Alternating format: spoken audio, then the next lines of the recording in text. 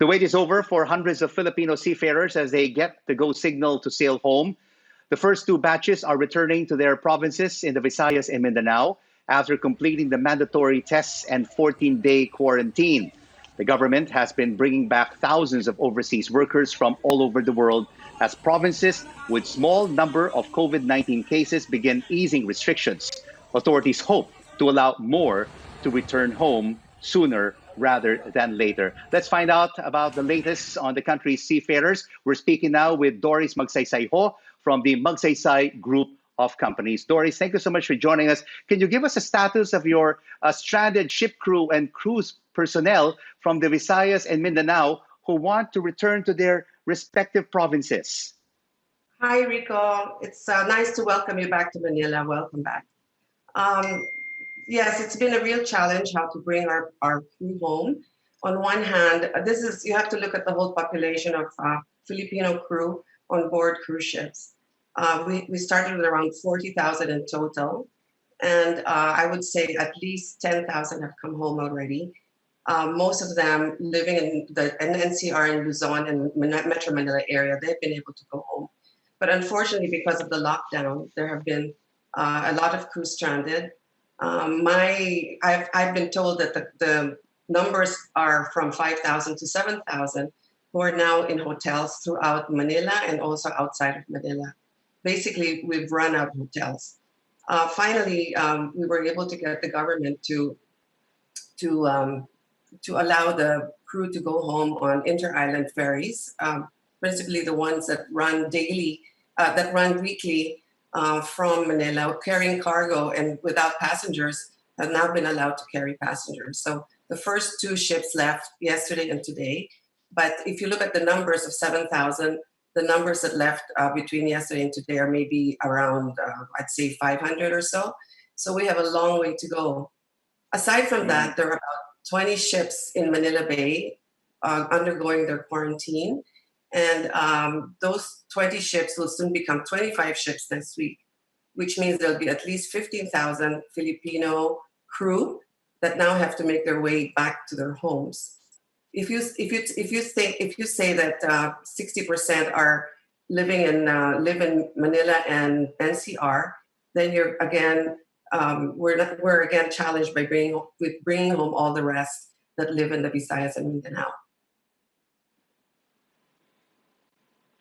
Wow, Doris, those who have returned home to the Visayas and Mindanao is just a fraction, and many of them are still floating around Manila in cruise ships and, of course, stranded in hotels in NCR.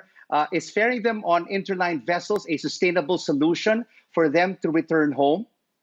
Well, the ships, it is to me the most sustainable, because another option would be for the government or somebody to charter these planes going to different locations. But you have to remember the crew come from all over. They don't only come from the main cities.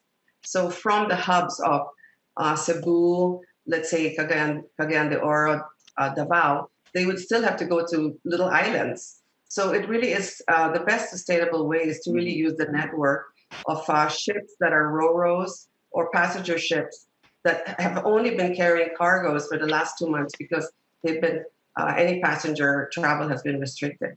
So actually, it's just slow in coming because the capacity of the ship is much bigger. The ship left with maybe 300 people, but it could actually carry 800. Right.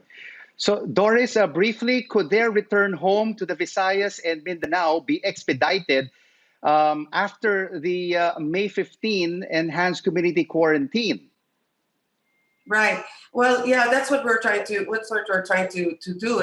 We're so happy the government has been really great. We've been working with all the secretaries, all the way down to OWA and the DOH, everybody, all the secretaries of the IATF have been really, really helpful to try to bring about the changes in rules to allow the repatriation to people. The key thing is just getting everybody to know. The biggest hurdle is getting everybody to know what the new rules are. So hopefully today there was a meeting where all the manning agents were there, and hopefully they'll be able to now ramp up the numbers of people that can get back to their families. Um, it's actually one of the problems on the or where the ships were, the cruise ships were, was the lack of flights. Right. On the other end, there's another challenge, which is the welcoming part of the LGUs. In the middle is the problem of getting the transport. So we must say that the cruise companies have been amazing. They've really done everything they can to bring people home through chartered flights. And now these 20 ships that are actually coming here physically. If you look out the window on Rojas Park, you'll see 20 ships sitting there, and it looks really quite amazing. That inside those ships are the Filipino crew waiting, and of course there are also foreign crew that have to transit out of here to through the airport to get home as well. So this is a global challenge. It's not a Filipino one. The foreign crew are also there, maybe 5,000 foreign crew. And we're really grateful to Secretary Locsin for having really pushed for an allowance to the airport. Yes. Many challenges indeed for our seafarers to return to their respective provinces. Thank you so much for joining us, Doris Magsaysay, President of the Magsaysay Group of Companies.